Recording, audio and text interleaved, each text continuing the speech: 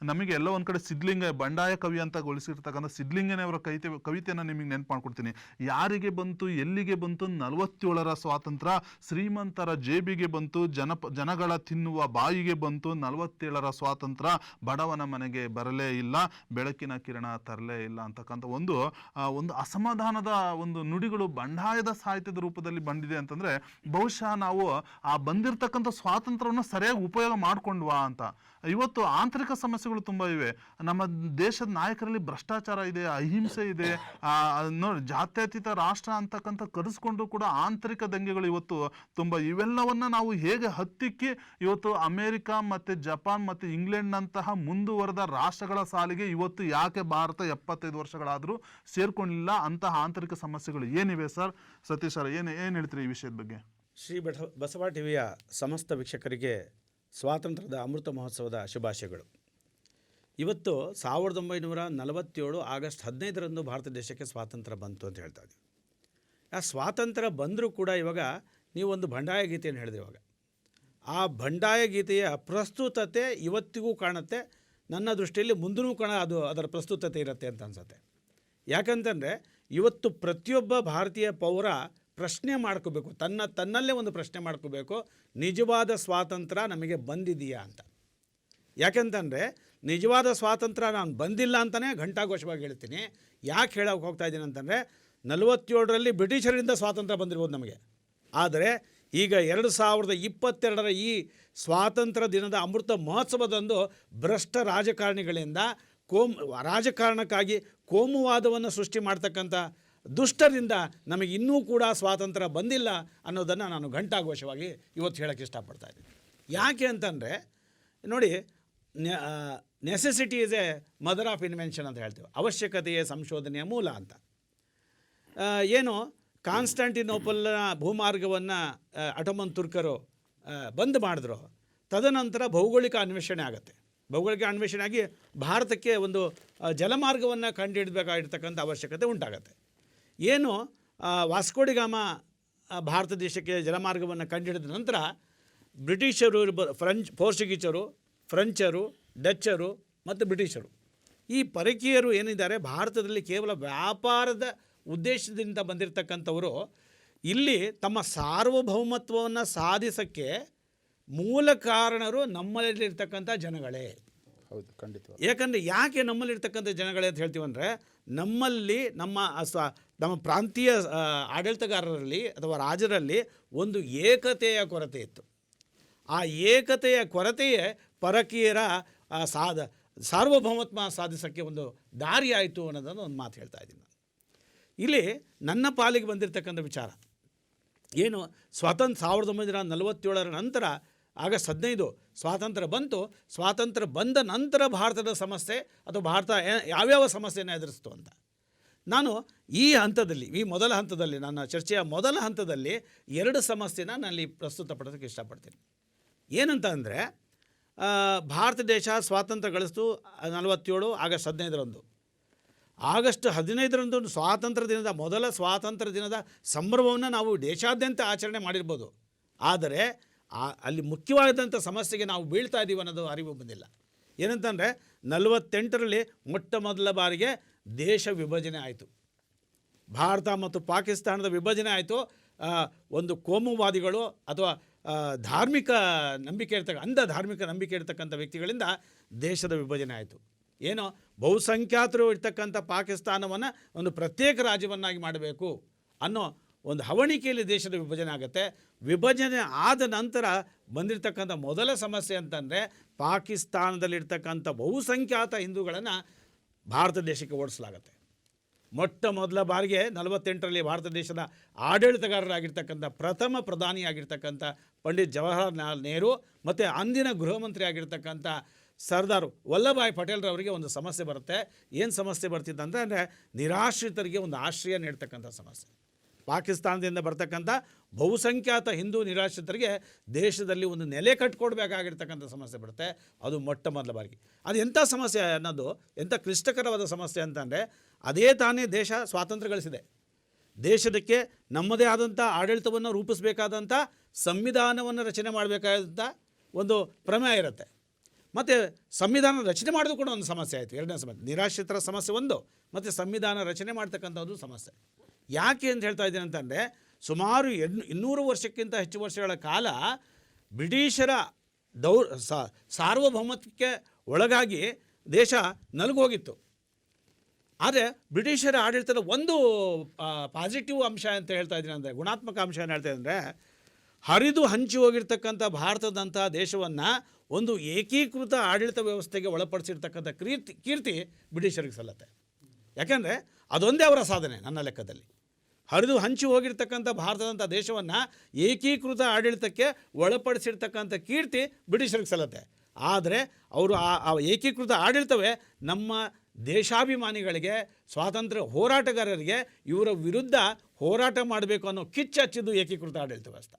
ಯಾಕೆ ಅಂತಂದರೆ, ಮೊದಲು ಒಂದೊಂದು ಪ್ರಾಂತ್ಯದಲ್ಲಿ ಒಂದೊಂದು ಸಮಸ್ಯೆ ಇತ್ತು, ಒಬ್ಬೊಬ್ಬ ರಾಜ ಆಡಳಿತ ನಡೆಸ್ತಿದ್ದ, ಅಲ್ಲಿನ ಸಮಸ್ಯೆನೇ ಬೇರೆ ಬೇರೆ ಇತ್ತು. ಒಂದು ಏಕೀಕೃತ ಸಮಸ್ಯೆ ಇರಲಿಲ್ಲ ನಮ್ಮಲ್ಲಿ. ಬ್ರಿಟಿಷರು ಏನು ಏಕೀಕೃತ ಆಡಳಿತ ವ್ಯವಸ್ಥೆ ಜಾರಿಗೆ ತಂದರು ಇಡೀ ದೇಶಾದ್ಯಂತ, ಆ ಸಂದರ್ಭದಲ್ಲಿ ಒಂದು ಪ್ರಾಂತ್ಯದ ಸಮಸ್ಯೆ ಎಲ್ಲರ ಸಮಸ್ಯೆ ಆಯಿತು. ಹಾಗಾಗಿ ಬ್ರಿಟಿಷರ ವಿರುದ್ಧ ಹುರಿದುಂಬಿ ಅವರ ದಬ್ಬಾಳಿಕೆ ಆಡಳಿತ ವಿರುದ್ಧ ಹೋರಾಟ ನಡೆಸೋಕ್ಕೆ ಸ್ಫೂರ್ತಿ ಕೊಟ್ಟಿದ್ದೇ ಬ್ರಿಟಿಷರ ಏಕೀಕೃತ ಆಡಳಿತ ವ್ಯವಸ್ಥೆ, ಅವರು ಉಂಟು ಮಾಡಿರ್ತಕ್ಕಂಥ ಸಮಸ್ಯೆ. ಹಾಗಾಗಿ ಬ್ರಿಟಿಷರ ವಿರುದ್ಧ ಹೋರಾಟ ಮಾಡಬೇಕು ಅನ್ನೋ ಮುಂದಾಯಿತು. ಆದರೆ ಸಂವಿಧಾನವನ್ನು ರಚನೆ ಮಾಡ್ತಕ್ಕಂಥದ್ದು ಅಂತೂ ಸುಲಭದ ಕೆಲಸ ಆಗಿರಲಿಲ್ಲ. ಸಂವಿಧಾನ ರಚನಾ ಸಮಿತಿ 46ರಲ್ಲೇ ರಚನೆ ಆಯಿತು. ಆದರೆ ಬೇರೆ ದೇಶಕ್ಕೆ ಹೋಲಿಸಿದ್ರೆ ನಮ್ಮ ದೇಶ ವಿಶಿಷ್ಟ ಅಭಿರುಚಿಗಳನ್ನು ಹೊಂದಿರತಕ್ಕಂಥ ದೇಶ ಆಗಿತ್ತು. ಅನೇಕ ಜಾತಿ, ಮತ, ಧರ್ಮ, ಆಚಾರ, ವಿಚಾರ, ನಡೆ, ನುಡಿ, ಸಂಸ್ಕೃತಿಯನ್ನು ಒಳಗೊಂಡಿರ್ತಕ್ಕಂಥ ವಿಶಿಷ್ಟವಾದ ದೇಶ ಭಾರತ ಆಗಿತ್ತು. ಇಲ್ಲಿನ ಎಲ್ಲ ಪ್ರಾಂತ್ಯಗಳಿಗೆ, ಎಲ್ಲ ಜನರಿಗೆ ಹೊಂದಿಕೊಳ್ಳುವಂಥ ಸಂವಿಧಾನ ರಚನೆ ಮಾಡಬೇಕಾಗಿರ್ತಕ್ಕಂಥ ಪ್ರಮೇಯ ಆಯಿತು. ಸೊ ಅದು ಈ ಎರಡು ಏನು, ನಿರಾಶ್ರಿತರಿಗೆ ಒಂದು ವಸತಿಯನ್ನು ಕೊಡ್ತಕ್ಕಂಥ ಸಮಸ್ಯೆ ಒಂದು, ಸಂವಿಧಾನ ರಚನೆ ಮಾಡ್ತಕ್ಕಂಥ ಒಂದು ಸಮಸ್ಯೆ, ಅದು ಎರಡು ಸಮಸ್ಯೆ ಇತ್ತು. ಆದರೆ ಒಂದು ವಿಚಾರ ಹೇಳ್ತೀನಿ ಇಲ್ಲಿ ಈ ಸಂದರ್ಭದಲ್ಲಿ, ಅನ್ಯ ರಾಷ್ಟ್ರದ ಸ್ವಾತಂತ್ರ್ಯ ಹೋರಾಟಕ್ಕೆ ಹೋಲಿಸಿದರೆ ನಮ್ಮ ದೇಶದ ಸ್ವಾತಂತ್ರ್ಯ ಹೋರಾಟ ಒಂದು ವಿಶಿಷ್ಟವಾದದ್ದು ಅಂತಂದರೆ, ಯಾಕೆ ಅಂದರೆ ಇದು ರಕ್ತರಹಿತ ಕ್ರಾಂತಿಯ ಸ್ವಾತಂತ್ರ್ಯ. ಒಳ್ಳೆ ವಿಚಾರಗಳನ್ನು ತಿಳಿಸಿದೆ. ಯಾಕಂದರೆ ನಾವು ಸ್ವಾತಂತ್ರ್ಯವನ್ನು ಪಡ್ಕೊಂಡಿದ್ದೀವಿ, ಆದರೆ ಸ್ವಾತಂತ್ರ್ಯವನ್ನು ಹೇಗೆ ಅನುಭವಿಸ್ತಿದ್ವಿ, ಸ್ವಾತಂತ್ರ್ಯ ಪಡೆದ ನಂತರ ಬಂದಿರತಕ್ಕಂಥ ಮೊದಲ ಘಟ್ಟದ ಒಂದು ಸಮಸ್ಯೆಗಳನ್ನೇ ಹೇಳ್ತಾ ಬಂದ್ರಿ. ಅಲ್ಲಿಗೆ ನಮ್ಮ ಸ್ವಾತಂತ್ರ್ಯ ಹೋರಾಟದ ನಂತರದ ಸಮಸ್ಯೆಗಳು ಅಲ್ಲಿಗೆ ಇಲ್ಲಿ ತನಕ ಕೂಡ ಮುಂದುವರೆದ, ಅದು ಮತ್ತೆ ಮುಂದೆ ನಿಮ್ಮಲ್ಲಿ ಚರ್ಚೆ ಮಾಡ್ತೀನಿ. ಯಾಕಂದರೆ ಇವತ್ತು ಕೊಟ್ರೆ ಸರ್ ಮತ್ತೆ ನಿಮ್ಮ ಹತ್ರ ಬರ್ತೀನಿ ನಾನು. ಈ ಸ್ವಾತಂತ್ರ್ಯ ಹೋರಾಟ ಅಂತಕ್ಕಂಥದ್ದು, ಸ್ವಾತಂತ್ರ್ಯ ಏನು ನಾವು ಗಳಿಸ್ತೀವಲ್ಲ ಅದೊಂದು ಸಂಭ್ರಮ ಅಲ್ಲ, ಅದೊಂದು ಭಾರತೀಯರಿಗೆ ಮುಳ್ಳಿನ ಹಾಸಿಗೆಯಾಗಿ ಪರಿವರ್ತನೆ ಆಗಿತ್ತು. ಯಾಕಂದರೆ ಸ್ವಾತಂತ್ರ್ಯ ಪಡ್ಕೊಂಡ್ರೂ ಕೂಡ ನಮ್ಮಲ್ಲಿ ಸಾಕಷ್ಟು ಸವಾಲುಗಳಿದ್ವು. ಈ ಜಾತ್ಯತೀತ ಭಾರತಕ್ಕೆ, ವಿವಿಧ ಸಂಸ್ಕೃತಿ, ವಿವಿಧ ಭಾಷೆ, ವಿವಿಧ ಧರ್ಮಗಳು ನೆಲೆಸಿರ್ತಕ್ಕಂಥ ಈ ನಾಡಿನಲ್ಲಿ ನಾವು ಇವ್ರನ್ನೆಲ್ಲ ಹೇಗೆ ಒಗ್ಗಟ್ಟಾಗಿ ಸೇರಿಸ್ಬಿಟ್ಟು ದೇಶವನ್ನು, ಭಕ್ತಿಯನ್ನು ಬಿತ್ತನೆ ಮಾಡಬೇಕು ಅಂತಕ್ಕಂಥ ಒಂದು ಕೆಲಸನೇ ಒಂದು ಭಾರತೀಯರಿಗೆ, ಆಡಳಿತಗಾರರಿಗೆ ಸವಾಲಾಗಿ ಪರಿಗಣಿಸಿತ್ತು. ಅದರ ನಂತರದ ಮತ್ತೆ ಸಮಸ್ಯೆಗಳು ಬರ್ತವೆ ಅದನ್ನು ಮತ್ತೆ ಸಮಸ್ಯೆಗಳು ಮತ್ತೆ ಚರ್ಚೆ ನಾನು ಸತೀಶ್ ಅವರು ಮಾಡ್ತೀನಿ. ಮತ್ತೆ ನಿಮ್ಮ ಹತ್ರ ಯಾಕೆ ನಾನು ಈಗ ಬರ್ತಾ ಇದ್ದೀನಿ ಅಂತಂದರೆ, ಈಗ ಸ್ವಾತಂತ್ರ್ಯ ಹೋರಾಟಗಾರ ಸುಲಭವಾಗಿ ನಮಗೆ ದಕ್ಕಿದ್ದಲ್ಲ, ಇದನ್ನು ನೀವು ಮತ್ತೆ ಇಂದಿನ ಜನ್ರೇಷನ್ಗೆ ಮನವರಿಕೆ ಮಾಡ್ಕೊಳ್ಬೇಕಾಗುತ್ತೆ. ಯಾಕಂದರೆ ಸ್ವಾತಂತ್ರ್ಯ ಹೋರಾಟಗಾರ ಪ್ರಮುಖ ಘಟ್ಟಗಳಿಗೆ ಬಂದಾಗ ಆ ಘಟ್ಟಗಳಲ್ಲಿ ಇರ್ತಕ್ಕಂಥ ಒಂದು ದೇಶಭಕ್ತಿ ತಾನೆ, ಇಲ್ಲಿನ ವೀರ ಕಲಿಗಳ ಹೋರಾಟ, ಗಾಂಧೀಜಿಯವರ ಅಸಹಕಾರ ಚಳುವಳಿ, ಅವರ ಒಂದು ತ್ಯಾಗ, ಅಹಿಂಸಾತ್ಮಕ ಮನೋಭಾವ ಇಂದಿನ ನಾಯಕರಿಗೆ ಪರಿಚಯ ಮಾಡಿಕೊಳ್ಳೋ ಅವಶ್ಯಕತೆ ತುಂಬ ಇದೆ. ಬಹುಶಃ ಇಂದಿನ ನಿಮ್ಮ ಮಾತುಗಳು ಈ ಒಂದು ವಿವರಣೆ ಕೊಡ್ತಾ ಹೋದಾಗ ಎಲ್ಲೋ ಒಂದು ಕಡೆ ನಮ್ಮ ರಾಜಕೀಯ ನಾಯಕರಿಗೆ ತಟ್ಲಿ ಅಂತ ಹೇಳ್ತಾ, ಸರ್ ಮತ್ತೆ ನಿಮಗೆ ನಾನು ಬರ್ತೀನಿ. ಸ್ವಾತಂತ್ರ್ಯದ ಹೋರಾಟಗಾರದ ಪ್ರಮುಖ ಘಟ್ಟಗಳಲ್ಲಿ ಮತ್ತೆ ನೀವು ಇಂದಿನ ಒಂದು ನಮ್ಮ ವೀಕ್ಷಕರಿಗೆ ಪರಿಚಯ ಮಾಡಲಿಕ್ಕೆ ಏನು ಅಂಶಗಳನ್ನು ಕೊಡ್ತೀರಾ ಅಂತ. ಅವಾಗಲೇ ನಾವು ಮಾತಾಡ್ತಾ ಹೇಳ್ತಾ ಇದ್ವಿ, ಪ್ರಾರಂಭದ ಹಂತದಲ್ಲಿ ನೂರಾರು ರಾಜಮನೆತನಗಳು ತಮ್ಮ ಉಳಿವಿಗಾಗಿ ಹೋರಾಟವನ್ನು ಮಾಡಿದವು. ಬ್ರಿಟಿಷರ ವಿರುದ್ಧ ಹೋರಾಟ ಪ್ರಾರಂಭದ ಹಂತ ಅದು. ಪ್ರತಿಯೊಂದು ಸಂಸ್ಥಾನಗಳು ತಮ್ಮ ಸಂಸ್ಥಾನಗಳನ್ನು ಉಳಿಸ್ಕೊಳ್ಬೇಕಾಯಿತು, ಅನಿವಾರ್ಯತೆ ಇತ್ತು. ಆ ನಿಟ್ಟಿನಲ್ಲಿ ಅನಂತರ ನಾನು 1857ರಲ್ಲಿ ಪ್ರಾರಂಭವಾದಂಥ ಸಿಪಾಯಿ ದಂಗೆ ಬಗ್ಗೆ ನಾನು ಮಾತಾಡಿದೆ. ಯಾಕಾಯಿತು, ಏನಾಯಿತು, ಅಲ್ಲಿ ಎಷ್ಟೆಷ್ಟು 6,000 ಬ್ರಿಟಿಷರು ಕೊಲ್ಲಲ್ಪಟ್ಟರು. ಕೇವಲ 50,000 ಇದ್ದಂಥ ಒಂದು ಬ್ರಿಟಿಷ್ ಸೈನಿಕರು, 3 ಲಕ್ಷ ಇದ್ದಂಥ ಒಂದು ಭಾರತೀಯ ಒಂದು ಸೈನಿಕರು ಯಾವ ರೀತಿ ದಂಗೆಗೆ ಒಂದು ಕಾರಣ ಆಯಿತು ಅಂತ. ಜೊತೆಗೆ ಅದ್ರ ಮುಂದುವರೆದಂತೆ ಏನು ಪ್ರಥಮ ಸ್ವಾತಂತ್ರ್ಯ ಸಂಗ್ರಾಮ ಆಗುತ್ತೆ, ಚಳವಳಿ ಆಗುತ್ತೆ, ತದನಂತರ ಬರ್ತಕ್ಕಂಥದ್ದು ಮಂದಗಾಮಿಗಳ ಒಂದು ಪಾತ್ರ ಬಹಳ ಇದೆ. ಭಾರತದ ಒಂದು ಸ್ವತಂತ್ರ ಹೋರಾಟದ ಘಟ್ಟದಲ್ಲಿ ಪ್ರಮುಖವಾಗಿ ನಮಗೆ 2 ಪಂಗಡಗಳು ಕಾಣ್ತವೆ. ಒಂದು ತೀವ್ರಗಾಮಿಗಳು, ಇನ್ನೊಂದು ಮಂದಗಾಮಿಗಳು. ಪ್ರಾರಂಭದ ಹಂತದಿಂದಲೇ ಮಂದಗಾಮಿಗಳು ಮತ್ತು ಅಂತ್ಯದವರೆಗೆ 1947ಕ್ಕೆ ಬಂದಾಗ ಅಲ್ಲಿ ಸಹ ಮಂದಗಾಮಿಗಳ ಪಾತ್ರ ಮಾತ್ರ ಆಗುತ್ತೆ ಗಾಂಧಿ ನೇತೃತ್ವದಲ್ಲಿ. ಹೀಗೆ ನಮ್ಮ ಭಾರತದ ಪಿತಾಮಹ ಅಂತ ಏನು ಕರಿತೀವಿ ದಾದಾಬಾಯಿ ನವರೋಜಿಯವರನ್ನು 57ರ ದಂಗೆ ಆಗುತ್ತಲ್ಲ ನಂತರ ಭಾರತವನ್ನು ಯಾವ ರೀತಿ ನಾವು ಕಂಟ್ರೋಲ್ ಮಾಡಬೇಕಂತಂದು ಇಲ್ಲದೆಲ್ಲ ರೂಲ್ಸ್ಗಳನ್ನ ಸ್ಟ್ರಿಕ್ಟಾಗಿ ತರಲಿಕ್ಕೆ ಪ್ರಾರಂಭ ಮಾಡ್ತಾರೆ ಒಂದು ಬ್ರಿಟಿಷ್ ಸರ್ಕಾರ. ಅಂಥ ಒಂದು ಸಂದರ್ಭದಲ್ಲಿ ಶಾಂತಿಯುತವಾಗಿ ಬ್ರಿಟಿಷ್ ಸರ್ಕಾರಕ್ಕೆ ಮನದಟ್ಟು ಮಾಡಿ ಇಲ್ಲಿನ ಸಮಸ್ಯೆಗಳನ್ನು ಅದಕ್ಕೆ ಯಾವ ರೀತಿ ಪರಿಹಾರವನ್ನು ಕಂಡುಕೊಳ್ಬೇಕು ಅಂತಂದ ನಿಟ್ಟಿನಲ್ಲಿ ದಾದಾಬಾಯಿ ನವರೋಜಿ ಅವರ ಒಂದು ತಂಡ ಏನಿದೆ ಅದು ತುಂಬ ಕೆಲಸವನ್ನು ಮಾಡುತ್ತೆ. ಅಲ್ಲಿ ಸಾಕಷ್ಟು ಜನ ಇರ್ತಾರೆ ಇವರಿಂದೆ. ಪಂಡಿತ ಮದನ ಮೋಹನ್ ಮಾಳವೀಯ ಅವರು, ಬ್ಯಾನರ್ಜಿ ಅವರು, ಫಿರೋಜ್ ಶಾ ಮೆಹ್ತಾ ಇರ್ಬೋದು, ಗೋಪಾಲ್ ಕೃಷ್ಣ ಗೋಖಲೆ ಅವರು, MG ರಾನಡೆ, ಇವರೆಲ್ಲ ಮಂದಗಾಮಿಗಳ ಒಂದು ನಾಯಕರು. ಯಾವ ರೀತಿ ನಾವು ಒಂದು ಕೋಮು ಸೌಹಾರ್ದತೆಯಿಂದ ಇರ್ಬೋದು, ಒಂದು ಶಾಂತಿಯುತವಾಗಿ ಬ್ರಿಟಿಷರ ಮನವನ್ನು ನಾವು ಮನಮುಟ್ಟಿ ಒಂದು ಕೆಲಸವನ್ನು ಮಾಡಿಸಿಕೊಳ್ಬೇಕು, ಇಲ್ಲಿನ ಒಂದು ಸೌಕರ್ಯಗಳನ್ನು ನಾವು ಪಡಿಬೇಕು ಅಂತ ನಿಟ್ಟಿನಲ್ಲಿ ಸಾಕಷ್ಟು ಕೆಲಸವನ್ನು ಮಾಡ್ತಾರೆ. ನಂತರ ಅದೇ ದಾದಾಬಾಯಿ ಕಾಂಗ್ರೆಸ್ ಅಧಿವೇಶನ ಆಗುತ್ತೆ 1885ರಲ್ಲಿ ಏನಾಗುತ್ತೆ, ಪ್ರಥಮವಾಗಿ ಒಂದು ಕಾಂಗ್ರೆಸ್ ಅಧಿವೇಶನ ಆಗುತ್ತೆ. ಒಂದು ಕಾಂಗ್ರೆಸ್ ಯಾಕೆ ಅಲ್ಲಿ ಹುಟ್ಟುಕೊಳ್ತು ಅಂತಂದರೆ ಇಡೀ ಒಂದು ಭಾರತೀಯರ ಒಂದು ಹಕ್ಕುಗಳನ್ನು ಸಂರಕ್ಷಣೆ ಮಾಡುವಲ್ಲಿ ನಮಗೊಂದು ಸಂಘಟನೆ ಬೇಕಿತ್ತು. ಅಲ್ಲಿವರೆಗೆ ಯಾವುದೇ ಸಂಘಟನೆ ಇರಲಿಲ್ಲ. ನೀವು ಹೇಳ್ದಂಗೆ ರಾಜಮನೆತನಗಳಿದ್ವು, ಅವು ಛಿದ್ರ ಆಗಿ ಹೋಗಿದ್ವು. ಅವುಗಳನ್ನೆಲ್ಲ ಮೂರ್ತಿ ಸರ್ ಹೇಳಿದ್ರು ಯಾವ ರೀತಿ ರಾಜಮನೆತನಗಳನ್ನು ಅವರು ತಮ್ಮ ಕಪ್ಪೆ ಬಾಚಿಕೊಂಡ್ರು, ಮೋಸ ಮಾಡಿ ಸಹಾಯಕ ಸೈನ್ಯ ಪದ್ಧತಿಯನ್ನು ನೀಡಿ ಅಂತ. ಈ ಒಂದು ಪರಿಸ್ಥಿತಿಯಲ್ಲಿ ಒಂದು ಒಗ್ಗಟ್ಟು ಬೇಕಾಗಿತ್ತು. ಒಗ್ಗಟ್ಟು ಮಾಡಲಿಕ್ಕೆ ಒಂದು ಸಂಘಟನೆ ಬೇಕು. ಈ ಸಂಘಟನೆ ಹಿನ್ನೆಲೆಯಲ್ಲೇ ಕಾಂಗ್ರೆಸ್ ಸ್ಥಾಪನೆ ಆಗ್ತಕ್ಕಂಥದ್ದು. ಭಾರತೀಯ ಕಾಂಗ್ರೆಸ್ ಸ್ಥಾಪನೆ ಆಗುತ್ತೆ 85ರಲ್ಲಿ. ದಾದಾಬಾಯಿ ನವರೋಜಿ ಮತ್ತು ಏನು ನಾನು ಮಂದಗಾಮಿಗಳು ಹೇಳಿದ್ನೆ ಇವರ ಒಂದು ಹಂತದಲ್ಲಿ ಪ್ರಾರಂಭ ಆಗುತ್ತೆ. ಅನಂತರ 1892ರಲ್ಲಿ ಇಂಡಿಯನ್ ಕೌನ್ಸಿಲ್ ಕಾಯ್ದೆ ಅಂತ ಒಂದು ಬರುತ್ತೆ.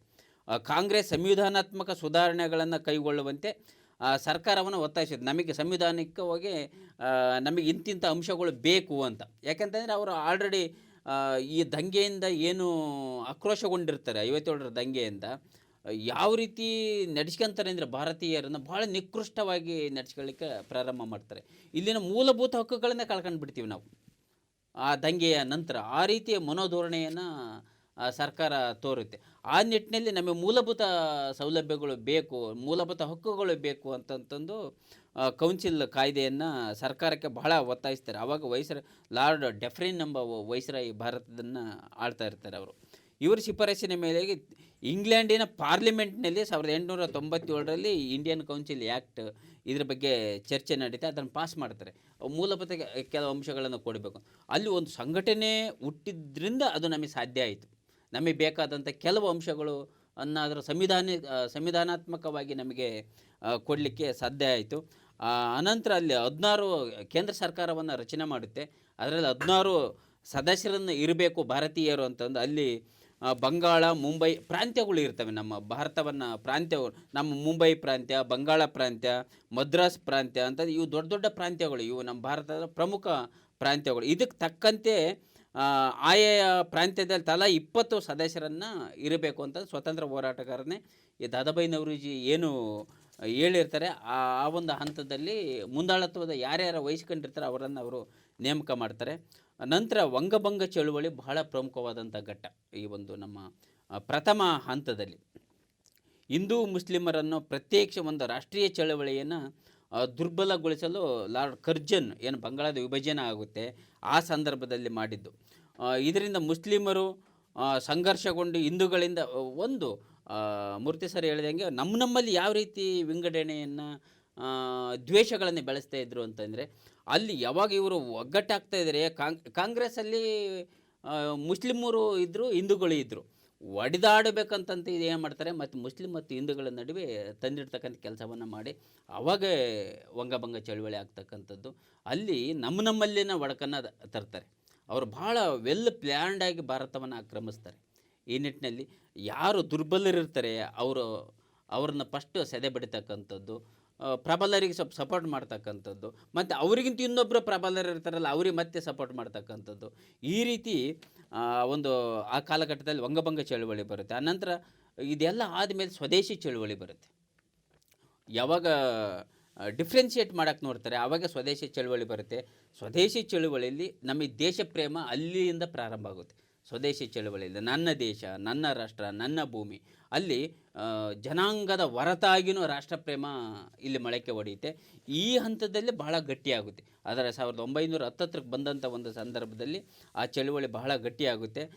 ಗಟ್ಟಿಯಾದಂಥ ಒಂದು ಸಂದರ್ಭದಲ್ಲಿ ಏನಾದರೂ ಮಾಡಿ ಕಾಂಗ್ರೆಸ್ಸನ್ನು ಉಳಿಸಿದ್ನೆಂದರೆ ನಮಗೆ ಉಳಿಗಾಲ ಇಲ್ಲ, ಕಾಂಗ್ರೆಸ್ನೇನಾದರೂ ಅಳಿಬೇಕಲ್ಲ ಅಂತಂತಂದು ಬ್ರಿಟಿಷರು ಆ ಮುಸ್ಲಿಂ ಮತ್ತು ಹಿಂದೂಗಳನ್ನು ಬೇರ್ಪಡಿಸಲಿಕ್ಕೆ 1905ರಲ್ಲಿ ಬಿರುಕು ಆಗುತ್ತೆ. ಕಾಂಗ್ರೆಸ್ನಲ್ಲಿ ಬಿರುಕು ಉಂಟಾಗುತ್ತೆ. ಇದು ಬಹಳ ಪ್ರಮುಖವಾದ ಬ್ರಿಟಿಷ ಅಲ್ಲಿ 1905ರಲ್ಲಿ ಜರುಗಿದ ಕಾಂಗ್ರೆಸ್ ಅಧಿವೇಶನ ಏನಿರುತ್ತೆ, ಬ್ರಿಟಿಷರ ನಿಯಂತ್ರಣದಲ್ಲಿರುವ ಸ್ವಸರ್ಕಾರವನ್ನು ಪಡೆಯುವುದು ತಮ್ಮ ಗುರಿ ಅಂತಂದು ಅವ್ರು ಏನು ಮಂದಗಾಮಿಗಳು ಮಾಡ್ತಾರೆ, ಅಲ್ಲಿ ಒಡಕನ್ನು ಉಂಟು ಮಾಡಿ ಅಲ್ಲಿ ಡಿವೈಡಿಂಗ್ ರೂಲ್ ಬರುತ್ತೆ.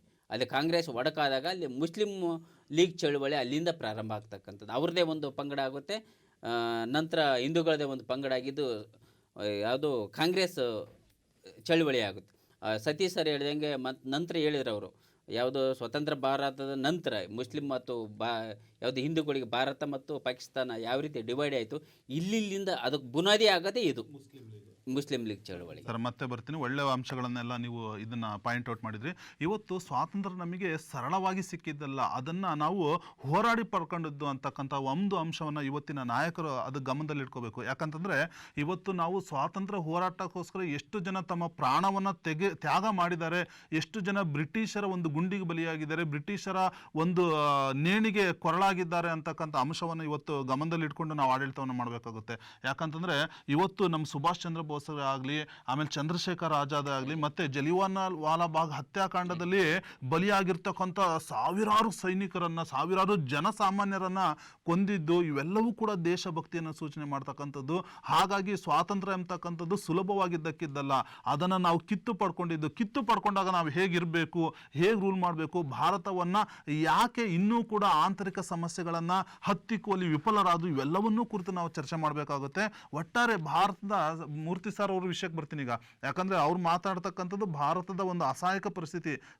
ಅಸಹಾಯಕ ಪರಿಸ್ಥಿತಿ ಸ್ವಾತಂತ್ರ್ಯ ಪೂರ್ವದಲ್ಲಿ ಹೇಗಿತ್ತು, ಈಗಲೂ ಕೂಡ ಎಲ್ಲೋ ಒಂದ್ ಕಡೆ ನಾನು ಅದನ್ನ ಇನ್ನೂ ಕೂಡ ಅದೇ ಒಂದು ಹಂತದಲ್ಲಿ ಇದಾರೇನೋ ಅಂತಕ್ಕಂಥ ಮನೋಭಾವ ಬರುತ್ತೆ.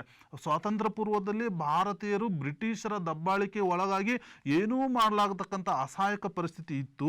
ಈಗಲೂ ಕೂಡ ಕೆಲವು ನಾಯಕರು ಏನ್ ಮಾಡ್ತಾರೆ, ನಮ್ಮ ದೇಶವನ್ನ ಕಟ್ಟಲಿಕ್ಕೆ ಇನ್ನೂ ಕೂಡ ಅಸಹಾಯಕತೆಯನ್ನು ತೋರಿಸ್ತಾ ಇದ್ದಾರೆ.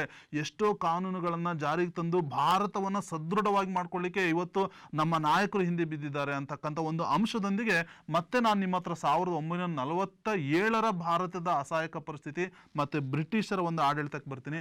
ಸರ್ ಏನ್ ಹೇಳ್ತೀರಾ, ಬ್ರಿಟಿಷರ ಒಂದು ಆಡಳಿತದ ಕೆಲವೊಂದು ಸ್ಮರಣಾತ್ಮಕ ಅಂಶಗಳ ಜೊತೆಗೆ ಭಾರತೀಯರು ಯಾಕಲ್ಲಿ ಅಸಹಾಯಕತೆಯನ್ನು ಅನುಭವಿಸಿದ್ರು ಅಂತ? ಸರ್ ಭಾಳ ಒಳ್ಳೆಯ ಒಂದು ಪ್ರಶ್ನೆ. ಇಲ್ಲಿ ಬ್ರಿಟಿಷ್ ಆಡಳಿತ ಮತ್ತು ಭಾರತೀಯರ ಅಸಹಾಯಕ ಪರಿಸ್ಥಿತಿ ಇಲ್ಲಿ ಒಂದಕ್ಕೊಂದು ಪರಸ್ಪರ ಒಂದು ಸಂಬಂಧವನ್ನು ಹೊಂದಿದ್ದಾವೆ. ಭಾರತೀಯರು ಯಾಕೆ ಅಸಹಾಯಕತೆಯಿಂದ ಇದ್ದರು ಅನ್ನೋದಕ್ಕೆ ಕಾರಣ ಬ್ರಿಟಿಷ್ ಆಡಳಿತ ಏನಕ್ಕೆ ಅಷ್ಟು ಪ್ರಬಲವಾಗಿತ್ತು ಅನ್ನೋದಕ್ಕೆ ಕಾರಣ ನಮ್ಮ ಅಸಹಾಯಕತೆ. ಇಲ್ಲಿ ಎರಡೂ ರೀತಿಗಳಲ್ಲಿ ಇದನ್ನ ಅರ್ಥ ಮಾಡ್ಕೊಬೇಕಾಗುತ್ತೆ. ಇಲ್ಲಿ ಅಸಹಾಯಕತೆ ಅಂತ ಬಂದಾಗ ಕೇವಲ ಜನಸಾಮಾನ್ಯರು ಮಾತ್ರ ಅಲ್ಲ ಸರ್, ರಾಜರು ನಮ್ಮ ವಿವಿಧ ಪ್ರದೇಶಗಳನ್ನು ಆಳ್ವಿಕೆ ಮಾಡ್ತಾ ಇದ್ದಂಥ ಒಂದು ಪ್ರಾದೇಶಿಕ ರಾಜರು ಇದ್ದರು, ಆಡಳಿತಗಾರರು ಇದ್ದರು. ಅವರಿಂದ ಹಿಡಿದು ಸಾಮಾನ್ಯ ಜನ, ರೈತರಾಗಿರ್ಬೋದು, ಶಿಕ್ಷಿತ ವರ್ಗ ಆಗಿರ್ಬೋದು, ಅಥವಾ ಉದ್ಯೋಗ ಕ್ಷೇತ್ರದಲ್ಲಿದ್ದಂಥವರಾಗಿರ್ಬೋದು, ಸರ್ಕಾರಿ ಕ್ಷೇತ್ರಗಳಿದ್ದಂಥ ಆಗಿರ್ಬೋದು, ಅಥವಾ ಬ್ರಿಟಿಷ್ ಸಿಪಾಯಿಗಳು ನಮ್ಮ ಭಾರತೀಯರನ್ನೇ ಸೈನಿಕರನ್ನಾಗಿ ಮಾಡಿಕೊಂಡು ಅವರ ಕೈದಾಳಗಳನ್ನಾಗಿ ಮಾಡಿಕೊಂಡು ನಮ್ಮ ಭಾರತವನ್ನು ಆಕ್ರಮಣ ಮಾಡ್ಕೊಳ್ಳೋದಕ್ಕೆ ಬಳಸ್ಕೊಂಡ್ರು ಅಂತ ನಾನು ಆಗಲೇ ಮಾತಾಡ್ತಾ ಇರ್ಬೇಕಾದ್ರೆ ಹೇಳಿದೆ. ಮೊದಲನೇ ರಾಜರು ಅಂತ ಬಂದಾಗ ಹಿಂಗೆ ಇವರು ರಾಜರ ಅಧಿಕಾರವನ್ನು ಕಸಿದುಕೊಂಡ್ರು ಅಂತ ಹೇಳೋದಕ್ಕೆ ಕೆಲವು ಉದಾಹರಣೆ ಕೊಟ್ಟೆ ಆಗಲೇ. ದತ್ತು ಮಕ್ಕಳಿಗೆ ಅಕ್ಕಿಲ ನೀತಿ ಆಗಿರ್ಬೋದು, ಸಹಾಯಕ ಸೈನ್ಯ ಪದ್ಧತಿ ಆಗಿರ್ಬೋದು, ಜೊತೆಗೆ ಮುಖ್ಯವಾಗಿ ಕೆಲವಾರು ಯುದ್ಧಗಳು ಇಲ್ಲಿ ಬಹುಶಃ ಎಲ್ಲರೂ ಇತಿಹಾಸ ಓದಬೇಕಾದ್ರೆ ಓದಿರ್ತಾರೆ. ಈಗ ಪ್ಲಾಸಿ ಕದನ ಅಂತ ನೀವು ಕೇಳಿರಬೇಕು. 1757ರಲ್ಲಿ ಪ್ಲಾಸಿ ಕದನ ಆಗುತ್ತೆ. ಬೆಂಗಾಳದ ನವಾಬ ಸಿರಾಜ್ ಉದ್ದೌಲಾ ಅಂತ ಒಬ್ಬ ಇರ್ತಾನೆ. ಅಲ್ಲಿ ಏನಕ್ಕೆ ಯುದ್ಧ ಆಯಿತು ಅನ್ನೋದು ಮಾತಾಡೋದಾದರೆ, ಈಸ್ಟ್ ಇಂಡಿಯಾ ಕಂಪನಿ ಅಂತ ಇತ್ತಲ್ಲ, ಅದು ಬರೀ ವ್ಯಾಪಾರಕ್ಕೋಸ್ಕರ ಇಲ್ಲಿ ಬಂದಿದ್ದು. ಆ ಈಸ್ಟ್ ಇಂಡಿಯಾ ಕಂಪನಿಗೆ ಲೈಸೆನ್ಸ್ ಕೊಟ್ಟಿದ್ದರು. ಅದನ್ನು ಕೊಟ್ಟೋರು ಯಾರು ಅಂದರೆ ಮೊಘಲರ ಒಂದು ದೊರೆ, ಅವ್ರ ಹೆಸರು ಮರ್ತೋಯ್ತು, ಅಲ್ಲ ಫಕ್ರುದ್ದೀನ್ ಅಂತ, ಸಾರಿ ಅವ್ರ ಹೆಸರಿಲ್ಲ, ಹೇಳ್ತೀನಿ, ಹೆಸರು ಹೇಳ್ತೀನಿ ನಂತರ. ಆ ಮೊಘಲರ ದೊರೆ ಅವನಿಗೆ ಒಂದು ಫರ್ಮಾನು ಅಂತ ಕೊಡ್ತಾರೆ, ಒಂದು ಲೈಸೆನ್ಸನ್ನು ಕೊಡ್ತಾರೆ ವ್ಯಾಪಾರ ಮಾಡಲಿಕ್ಕೆ. ಅದು ಕಂಪನಿಗೆ ಕೊಟ್ಟಿದ್ದು. ಆದರೆ ಇಲ್ಲಿ ಕಂಪನಿಯಲ್ಲಿದ್ದಂಥ ಅಧಿಕಾರಿಗಳು ಏನು ಮಾಡ್ತಾರೆ, ಆ ಒಂದು ಲೈಸೆನ್ಸ್ನ ಫರ್ಮಾನ್ ಅಂತ ಹೇಳ್ತಾರೆ ಅದಕ್ಕೆ, ಆ ಲೈಸೆನ್ಸ್ನ ದುರ್ಬಳಕೆ ಮಾಡ್ಕೊಳ್ತಾರೆ. ಯಾವ ಥರ ದುರ್ಬಳಕೆ ಮಾಡ್ಕೊಳ್ತಾರೆ? ಈಗ ನಾವೆಲ್ಲ ಒಂದು ಕಂಪ್ನಿಯಲ್ಲಿದ್ದೇವೆ, ನಾವೆಲ್ಲ ಅಧಿಕಾರಿಗಳು. ನಾನೇನು ಮಾಡ್ತೀನಿ, ನನ್ನ ವೈಯಕ್ತಿಕವಾಗಿ ಒಂದು ವ್ಯಾಪಾರವನ್ನು ಮಾಡ್ಕೊಳ್ಳೋದು ಆ ಲೈಸೆನ್ಸ್ನ ದುರ್ಬಳಕೆ ಮಾಡಿಕೊಂಡು. ಅಂದರೆ ಮತ್ತೆ ಟ್ಯಾಕ್ಸು ತೆರಿಗೆ ಕಟ್ಟದೇ ಇರತಕ್ಕಂಥದ್ದು. ಆವಾಗ ಇಲ್ಲಿ ಸಿರಾಜುದ್ದೌಲಾ ನವಾಬ್ ಆಗಿರ್ತಾನೆ. ಆವಾಗ ಪ್ರಶ್ನೆ ಮಾಡ್ತಾನೆ, ನೀವು ಈ ಥರ ಮಾಡೋಂಗಿಲ್ಲ, ಯಾವುದೇ ಕಾರಣಕ್ಕೂ ನಾವು ಅವಕಾಶ ಕೊಡೋದಿಲ್ಲ, ನೀವು ತೆರಿಗೆ ಕಟ್ಟಲೇಬೇಕು ಅಂತಂದಾಗ ಅವಾಗ ಅವ್ರಿಗೆ ಸಹಿಸ್ಕೊಳ್ಳೋಕ್ಕಾಗೋದಿಲ್ಲ. ಆವಾಗ ನಡೀತಕ್ಕಂಥ ಯುದ್ಧನೇ ಪ್ಲಾಸ್ಟಿಕ್ ಕದನ ಅಂತಕ್ಕಂಥದ್ದು. ಸೊ ಅಲ್ಲಿಂದ ನಂತರ ಅಲ್ಲಿ ಪ್ಲಾಸ್ಟಿಕ್ ಕದನದಲ್ಲಿ ಗೆಲ್ತಾರೆ. ಅಲ್ಲೂ ಕೂಡ ನಮ್ಮ ಸರ್ ಹೇಳ್ದಂಗೆ ನಮ್ಮವರೇ ಆದಂಥವರು ಸಿರಾಜುದ್ದೌಲನಿಗೆ ಸಹಾಯ ಮಾಡೋದಿಲ್ಲ, ಬದಲಿಗೆ ಬ್ರಿಟಿಷರು ಸಹಾಯ ಮಾಡ್ತಾರೆ. ಹಂಗಾಗಿ ಅಲ್ಲಿ ಮೇಲ್ಗೈಯನ್ನು ಸಾಧಿಸ್ತಾರೆ. ಜೊತೆಗೆ ಅಲ್ಲಿಂದ ಶುರುವಾಗಿದ್ದಂತಹ ಅವರ ಜರ್ನಿ, ಅವರ ಒಂದು ಪ್ರಯಾಣ ಶುರುವಾಗಿದ್ದು ಬೆಂಗಾಳದಿಂದ ಶುರುವಾಗಿ ಇಡೀ ಭಾರತವನ್ನು ಆಕ್ರಮಿಸಿಕೊಳ್ತಾರೆ. ಅದಾದ ನಂತರ ಬಕ್ಸಾರ್ ಕದನ ಅಂತ ಒಂದು ಆಗುತ್ತೆ, ಅಲ್ಲಿ ಮೀರ್ ಜಾಫರ್ ಅವರೆಲ್ಲ ಬರ್ತಾರೆ. 1764 ಆಗುತ್ತೆ. ಅಲ್ಲೂ ಕೂಡ ನಮ್ಮವರಿಗೆ ಸೋಲಾಗುತ್ತೆ. ಸೊ ಅದಾದ ನಂತರ ಹಿಂಗೆ ಕ್ರಮೇಣವಾಗಿ ಹಂತವಾಗಿ ಇನ್ನು ಬೇರೆ ಯುದ್ಧಗಳನ್ನು ನಾವು ಹೆಸರಿಸೋದಾದರೆ ಆಂಗ್ಲೋ ಮೈಸೂರು ಯುದ್ಧ ಆಗಿರ್ಬೋದು, ಟಿಪ್ಪು ಸುಲ್ತಾನ್ನ ವಿರುದ್ಧವಾಗಿ ಆಂಗ್ಲೋ ಮರಾಠ ಯುದ್ಧಗಳಾಗಿರ್ಬೋದು, ಆಂಗ್ಲೋ ಸಿಕ್ಕರು ಯುದ್ಧಗಳಾಗಿರ್ಬೋದು, ಈ ಥರ ಅನೇಕ ಯುದ್ಧಗಳನ್ನೇ ಮಾಡ್ಕೊಂಡು ಜೊತೆಯಾಗಿ ಬರೀ ಯುದ್ಧ ಮಾತ್ರ ಮಾಡಲಿಲ್ಲ, ಬರೀ ತೋಳ್ಬಲವನ್ನು ಮಾತ್ರ ಬಳಸಿಲ್ಲ, ಅವರು ಬುದ್ಧಿಬಲವನ್ನು ಕೂಡ ಬಳಸ್ಕೊಂಡು, ಉದಾಹರಣೆಗೆ ಆಗಲೇ ಹೇಳಿದೆ, ಸಹಾಯಕ ಸೈನ್ಯ ಪದ್ಧತಿಯಲ್ಲಿ ಅವ್ರದ್ದೇನು ₹1 ಖರ್ಚಿಲ್ದಿರ ಅವರ ಸೈನ್ಯವನ್ನು ಯಾವ ಥರ ನಮ್ಮ ಕೈಯಲ್ಲಿ, ನಮ್ಮ ರಾಜರುಗಳ ಕೈಯಲ್ಲಿ ಅವರಿಗೆ ಸಂಬಳ ಕೊಡಿಸಿ ಮೇಂಟೈನ್ ಮಾಡಿದ್ರು ಅಂತಕ್ಕಂಥದ್ದು. ಇಲ್ಲಿ ಒಂದು ಏನು ತೊಂದರೆ ಆಯಿತು, ನಮ್ಮ ಭಾರತೀಯರು ಯಾವ ಥರ ಅಸಹಾಯಕ ಪರಿಸ್ಥಿತಿಗೆ ಒಳಪಟ್ಟರು, ರಾಜರು ಏನಿದ್ರು ಎಷ್ಟು ತುಂಬ ಅಧಿಕಾರಯುತವಾಗಿ ಜೀವನ ನಡೆಸ್ತಾ ಇದ್ರು, ಅವರ ಒಂದು ಅಧಿಕಾರವನ್ನು ಬಹಳ ವ್ಯವಸ್ಥಿತವಾಗಿ ಕಸಿದುಕೊಳ್ಳಲಾಯಿತು. ಮೊದಲನೇದು ರಾಜರು ಕಳ್ಕೊಂಡ್ರು. ಈ ರಾಜರು ಹಲವಾರು ಈ ಒಂದು ಕುಶಲಕರ್ಮಿಗಳು ಏನು ಕೆಲಸ ಮಾಡಿಕೊಂಡು ಏನಾದರೂ ಅವ್ರ ಕೈಲಾದಂಥ ಒಂದು ವಸ್ತುಗಳನ್ನು ಮಾಡಿ ರಾಜರಿಗೆ ಮಾರ್ತಾ ಇದ್ದಾರಲ್ಲ, ಆವಾಗ ರಾಜರಿಗೆ ಅಧಿಕಾರ ಇಲ್ಲ ಅಂತಂದಾಗ ನಿಮ್ಮ ವಸ್ತುಗಳನ್ನ ಅವ್ರು ಹೆಂಗೆ ಕೊಂಡ್ಕೊಳ್ತಾರೆ? ಅನೇಕ ಜನ ಕುಶಲಕರ್ಮಿಗಳು ತಮ್ಮ ಉದ್ಯೋಗವನ್ನೇ ಕಳೆದುಕೊಂಡು ಬೀದಿ ಪಾಲಿಗೆ ಬರ್ತಕ್ಕಂಥ ಒಂದು ಪರಿಸ್ಥಿತಿ ಆಯಿತು. ಜೊತೆಗೆ ಇನ್ನು ರೈತರು ಬಹಳ ಮುಖ್ಯವಾಗಿ ನಾವು ಇಲ್ಲಿ ಮಾತಾಡಬೇಕಾಗ್ತದೆ. ಇವತ್ತು ರೈತ ದೇಶದ ಬೆನ್ನೆಲುಬು ಅಂತ ನಾವು ಮಾತಾಡ್ತೀವಿ. ಯಾವಾಗಲೂ ನಾವು ಜೈ ಜವಾನ್ ಜೈ ಕಿಸಾನ್ ಅಂತ ಮಾತಾಡ್ತೀವಿ. ರೈತರು ಅಂತ ಬಂದಾಗ ಇಲ್ಲಿ ಬಹುತೇಕವಾಗಿ ಬ್ರಿಟಿಷ್ ಆಳ್ವಿಕೆಯ ಒಂದು ಶೋಷಣೆಗೆ ಒಳಗಾದಂತಹ ಒಂದು ವರ್ಗ ಅಂತಂದರೆ ರೈತರು ಅಂತ ಹೇಳ್ಬೋದು. ಅವ್ರು ಏನೇನು ತೆರಿಗೆಗಳನ್ನು ಏರ್ತಾ ಇದ್ರು ಅದೆಲ್ಲ ಹೊರೆಯನ್ನು ಹೊರಬೇಕಾಗಿದ್ದು ರೈತರೇ. ಅದಕ್ಕೆ ಕೆಲವಾರು ಪದ್ಧತಿಗಳನ್ನ ಜಾರಿಗೆ ತರ್ತಾರೆ. ಉದಾಹರಣೆಗೆ ಶಾಶ್ವತ ವಸಾಹತು ಕಾಯ್ದೆ ಅಂತ ಮಾಡ್ತಾರೆ, ಪರ್ಮನೆಂಟ್ ಸೆಟಲ್ಮೆಂಟ್ ಆ್ಯಕ್ಟ್ ಅಂತ ಹೇಳ್ತೇವೆ. 1793ರಲ್ಲಿ ಒಬ್ಬ ಜಮೀನ್ದಾರನಿಗೆ ವಹಿಸ್ತಾರೆ, ಇಷ್ಟು ಟ್ಯಾಕ್ಸ್ ನೀವು ಕಟ್ಬಿಡಬೇಕು ವರ್ಷದಲ್ಲಿ, ನೀವೇನಾದರೂ ಮಾಡ್ಕೊಳ್ಳಿ ಅಂತ. ಅಲ್ಲಿ ಕೆಲವೊಂದು ಜಮೀನ್ದಾರರು ತುಂಬ ಹೆಚ್ಚಿನ ಹಣವನ್ನು ಸಂಗ್ರಹ ಮಾಡಿ ಬ್ರಿಟಿಷರಿಗೆ ಅವ್ರು ಏನು ಫಿಕ್ಸ್ ಮಾಡಿರ್ತಾರೆ ಅಷ್ಟು ಮಾತ್ರ ಕಟ್ಬಿಟ್ಟು ಅವ್ರು ಲಾಭ ತೊಗೊತಾಯಿದ್ರು. ಕೆಲವು ಸಂದರ್ಭದಲ್ಲಿ ಕಲೆಕ್ಟ್ ಆಗ್ತಾ ಇರಲಿಲ್ಲ, ಅವರು ತಮ್ಮ ಅಧಿಕಾರವನ್ನೇ ಕೂಡ ಕಳ್ಕೊಳ್ಬೇಕಾಗಿತ್ತು. ಜೊತೆಗೆ ಮಹಾಲ್ವಾರಿ ಪದ್ಧತಿ ಆಗಿರ್ಬೋದು, ರೈತವಾರಿ ಪದ್ಧತಿ ಆಗಿರ್ಬೋದು, ಈ ಥರ ಮಾಡಿ ಏನೇ ಬರಲಿ, ಏನೇ ಖರ್ಚು, ಬ್ರಿಟಿಷರ ಖರ್ಚು ಇಲ್ಲಿ ಆಡಳಿತ ಮಾಡಬೇಕಾದ್ರೆ ಅವರ ಒಂದು ಅಧಿಕಾರಿಗಳಿಗೆ ಸಂಬಳ ಕೊಡೋದಕ್ಕೆ, ಅವರ ಸೈನಿಕರ ಸಂಬಳ ಕೊಡೋದಕ್ಕೆ ನಮ್ಮ ಭಾರತೀಯ ರೈತರು ಅವರು ಕಷ್ಟಪಟ್ಟು ದುಡಿದ ಹಣದಿಂದ ಅವ್ರ ತೆರಿಗೆಯನ್ನು ಅವರ ಮೇಲೆ ಏರಿ ಅದನ್ನು ತೊಗೊಂಡು ನಮ್ಮ ದೇಶೀಯರನ್ನು ಅವರು ಶೋಷಣೆಗೆ ಒಳಪಡಿಸ್ತಾ ಇದ್ರು ಅಂತಕ್ಕಂಥದ್ದು. ಸೊ ಹಾಗೆ ಸೈನಿಕರು ಅಂತ ಬಂದರೆ ಮಿಲಿಟ್ರಿ, ನಮ್ಮ ಸೈನಿಕರು ಬಹುಶಃ ಇದು ನಮ್ಮ ಸೈನಿಕರು ಅಂತಂದರೆ ಇದು ಹೆಂಗೆ ಅಂದರೆ ಅವರ ಒಂದು ಕೈ ಕೆಳಗೆಯಲ್ಲಿ ಇದ್ದರು. ಅವ್ರಿಗೇನು ಬೇಕಿತ್ತು, ಒಂದು ಕೆಲಸ ಬೇಕಿತ್ತು. ಸೈನಿಕರಿಗೆ ಅಷ್ಟು ದೊಡ್ಡ ಮಟ್ಟದ ಒಂದು ದೃಷ್ಟಿಕೋನ ಇರಲಿಲ್ಲ. ನಮ್ಮ ದೇಶವನ್ನು ಇವರು ಒಡೆದು ಆಳ್ತಾ ಇದ್ದಾರೆ ಅಂತಕ್ಕಂಥ ದೃಷ್ಟಿಕೋನ ಇರಲಿಲ್ಲ. ಅವ್ರ ಕೆಲಸ ಬೇಕಿತ್ತು, ಅವ್ರು ಎಷ್ಟೋ ಸಂಬಳ ಕೊಡ್ತಾಯಿದ್ರು, ಕೆಲಸ ಮಾಡಿಕೊಂಡು ಅವ್ರು ಹೇಳ್ದಂಗೆ ಕೇಳಬೇಕಿತ್ತು. ನಮ್ಮವರ ಸೈನಿಕರು ಬಂದು ನಮ್ಮವ್ರನ್ನೇ ಕೊಲೆ ಮಾಡ್ತಾಯಿದ್ರು. ಇದು ಬಹಳ ಒಂದು ಶೋಚನೀಯವಾದ ಪರಿಸ್ಥಿತಿ ಅಂತಕ್ಕಂಥದ್ದು, ಬಹಳ ಒಂಥರ ಎಲ್ಲೋ ಒಂದು ಕಡೆ ದುಃಖ ಆಗುತ್ತೆ ಅನ್ನತಕ್ಕಂಥ ಒಂದು ಪ್ರಭಾವ. ಮತ್ತು ಇವರಿಗೆ ಸಂಬಳ ಯಾವ ಥರ ಕೊಡ್ತಾಯಿದ್ರು, ಇವರು ನಮ್ಮ ಸೈನಿಕರು ಬ್ರಿಟಿಷರ ಸೈನಿಕರಿಗಿಂತ ಏನು ಕಡಿಮೆ ಇರಲಿಲ್ಲ. ಭಾಳ ಶಕ್ತಿಶಾಲಿಗಳಾಗಿದ್ದರು, ಬಹಳ ಧೈರ್ಯವಂತರಾಗಿದ್ದರು, ಶೂರವೀರರಾಗಿದ್ದರೂ ಕೂಡ ಸಂಬಳ ಅವ್ರಿಗೆ ಎಷ್ಟು ಕೊಡ್ತಾಯಿದ್ರು, ಅವರಲ್ಲಿ ಎಷ್ಟು ಕೊಡ್ತಾಯಿದ್ರು, 1/8 ಭಾಗ ಕೊಡ್ತಾಯಿದ್ರು. ಸರಿಯಾದ ಊಟ ಇಲ್ಲ, ಸರಿಯಾದ ವಸತಿ ಇಲ್ಲ. ಮತ್ತು ಕೆಲವೊಂದು ಕಾಯ್ದೆಗಳನ್ನು ಮಾಡಿದ್ರು, ಜನರಲ್ ಸರ್ವಿಸ್ ಎನ್ಲಿಸ್ಟ್ಮೆಂಟ್ ಆ್ಯಕ್ಟ್ ಅಂತ ಮಾಡಿದ್ರು. ಮತ್ತು ಸೇನೆಯಲ್ಲಿ ಉನ್ನತ ಹುದ್ದೆಗಳನ್ನು ಭಾರತೀಯ ಬರ್ತೀನಿ ಅಲ್ಲಿ ಮಾಡಿದಾಗ ಅಲ್ಲಿ ಬ್ರಾಹ್ಮಣರಿದ್ದರು ಸೈನಿಕರು. ಅವರಲ್ಲಿ ಒಂದು ನಂಬಿಕೆ ಇತ್ತು, ಇವರು ಸಾಗರವನ್ನು ಅವರು ದಾಟಿ ಆ ಕಡೆ ಹೋಗೋಂಗಿಲ್ಲ, ಬ್ರಾಹ್ಮಣ ಸೈನಿಕರಲ್ಲಿ ಆ ಒಂದು ನಂಬಿಕೆ ಇತ್ತು. ಇವರು ಬೇಕಂತಲೇ ಜನರಲ್ ಸರ್ವಿಸ್ ಎನ್ಲಿಸ್ಟ್ಮೆಂಟ್ ಆ್ಯಕ್ಟ್ ಅಂತ ಮಾಡಿ ಈ ಸೈನಿಕರನ್ನು ಹೊರದೇಶಕ್ಕೆ ಕಳಿಸ್ತಕ್ಕಂಥದ್ದು. ಸೊ ಈ ಥರ ಮಾಡ್ತಾಯಿದ್ರು. ಆಮೇಲೆ ನೀವು ಏನಾದರೂ ಧಾರ್ಮಿಕ ನಂಬಿಕೆಗಳು, ಏನಾದರೂ ದಾರ, ಕಪ್ಪು ದಾರ, ನೀವು ಈ ಥರ ಟೋಪಿ ಹಾಕೊಳ್ಳೋದು ಅದನ್ನೆಲ್ಲ ಮಾಡೋಂಗಿಲ್ಲ, ನೀವು ದಾಡಿ ಬಿಡೋಂಗಿಲ್ಲ, ಈ ಥರ ಸಣ್ಣ ಪುಟ್ಟದನ್ನೆಲ್ಲ ಅವ್ರಿಗೆ ಭಾಳಷ್ಟು ಒಂದು ನಿಯಮಗಳನ್ನು ಅವ್ರ ಮೇಲೆ ಏರಿ ಅವರ ಸ್ವಾತಂತ್ರ್ಯಗಳನ್ನು ಕಸ್ಕೊಂಡ್ರು. ಅವರು ಸರಿಯಾಗಿ ಸಂಬಳ ಕೊಡಲಿಲ್ಲ. ಒಂದು ಪೋಸ್ಟ್ ಆಫೀಸ್ ಆ್ಯಕ್ಟ್ ಅಂತ 1954ರಲ್ಲಿ ಅವರಿಗೆ ಅಂಚೆಯಲ್ಲಿ ಏನಾದರೂ ಪಾರ್ಸಲ್ ಕಳಿಸ್ಬೇಕಾದ್ರೆ ಫ್ರೀ ಇತ್ತು ಅಲ್ಲಿ ತನಕ, ಅದನ್ನು ಕೂಡ ಅವರು ಕ್ಯಾನ್ಸಲ್ ಮಾಡ್ತಾರೆ. ಹೀಗೆ ಹಂತವಾಗಿ ಅವ್ರಿಗೆ ಇರ್ತಕ್ಕಂತಹ ಒಂದು ಮೂಲಭೂತ ಹಕ್ಕುಗಳನ್ನು ಕಸಿದುಕೊಂಡು ಅವರನ್ನು ಅತ್ಯಂತ ದಯನೀಯವಾಗಿ ಶೋಷಣೆಗಳನ್ನು ಗೊಳಿಸ್ಕೊಳ್ತಾ, ಸೊ ಹಾಗಾಗಿ ನಮ್ಮ ಭಾರತೀಯರನ್ನು ಅತ್ಯಂತವಾದಂಥ ಒಂದು ಅಸಹಾಯಕ ಪರಿಸ್ಥಿತಿಗೆ ತಳ್ಳಿದ್ರು ಅಂತಕ್ಕಂಥದ್ದು ನೆನೆಸ್ಕೊಂಡ್ರೆ ಇವತ್ತು ಕೂಡ ಮೈ ರೋಮಾಂಚನ ಆಗುತ್ತೆ. ಇವತ್ತು ನಮ್ಮಲ್ಲಿ ಇವತ್ತು ನೆನೆಸ್ಕೊಬೇಕು. ಇದೇ ಥರ ಪರಿಸ್ಥಿತಿ ಇವತ್ತು ಕೂಡ ಇದೆ. ಮಧ್ಯಮ ವರ್ಗಗಳು, ಕೆಳ ಮಧ್ಯಮ ವರ್ಗಗಳು ಇವತ್ತು ಕೂಡ ಆ ಒಂದು ಪರಿಸ್ಥಿತಿಯನ್ನು ಎದುರಿಸ್ತಾ ಇದ್ದೇವೆ.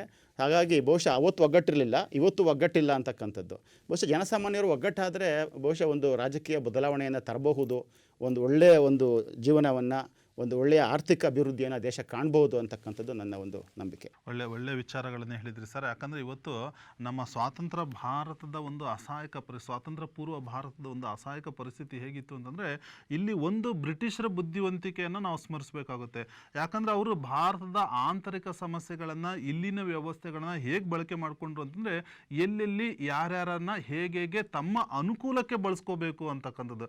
ಈಸ್ಟ್ ಇಂಡಿಯಾ ಕಂಪನಿಯನ್ನು ಪ್ರಾರಂಭ ಮಾಡಿದರು.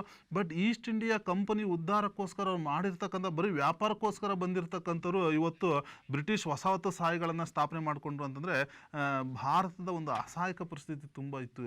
ಯಾಕಂದರೆ ನಮ್ಮ ಒಂದು ಅಸಹಾಯಕ ಪರಿಸ್ಥಿತಿಯಿಂದಲೇ ಇವತ್ತು ಬ್ರಿಟಿಷರು ಅಷ್ಟರ ಮಟ್ಟಿಗೆ ಒಡೆದು ಆಳುವ ನೀತಿಯನ್ನು ತಂದರು. ಧಾರ್ಮಿಕ ಮನೋಭಾವಗಳನ್ನು ದುರ್ಬಳಕೆ ಮಾಡಿಕೊಂಡು ನಮ್ಮ ಸೈನಿಕರನ್ನು ನಮ್ಮ ದೇಶದ ವಿರುದ್ಧನೇ ಎತ್ತಿಕಟ್ಟು ತಾವು ಲಾಭವನ್ನು ಪಡ್ಕೊಂಡಿರ್ತಕ್ಕಂಥ ಈ ಒಂದು ಸನ್ನಿವೇಶ ನೋಡಿದರೆ ಬಹುಶಃ ನಮ್ಮ ಭಾರತ ಎಲ್ಲೋ ಒಂದು ಕಡೆ ನಮ್ಮನ್ನು ನಾವು ದಾಸ್ಯಕ್ಕೆ ಒಳಪಡಿಸ್ಕೊಂಡಿದ್ವೇನೋ ಅನ್ನೋ ಒಂದು ಮನೋಭಾವನೆ ಬರುತ್ತೆ. ಇರಲಿ, ಮತ್ತೆ ಮುಂದೆ ಈ ಚರ್ಚೆನ ಮತ್ತೆ ಮುಂದುವರಿಸೋಣ.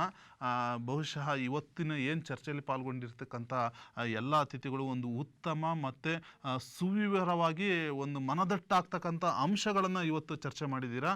ಮತ್ತು ಮುಂದಿನ ಒಂದು ಭಾಗದಲ್ಲೂ ಕೂಡ ಮತ್ತೆ ಚರ್ಚೆಗೆ ಇದನ್ನು ಎತ್ಕೊಳ್ತೀನಿ.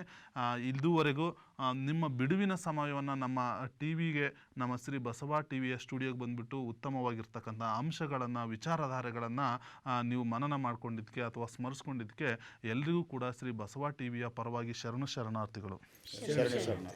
ವೀಕ್ಷಕರೇ, ನೋಡಿದ್ರಲ್ಲ, ಈ ಸ್ವಾತಂತ್ರ್ಯೋತ್ಸವದ ಸವಿನೆನಪು ಕಾರ್ಯಕ್ರಮದಲ್ಲಿ ಸಾಕಷ್ಟು ವಿಷಯಗಳು ಚರ್ಚೆ ಆದವು.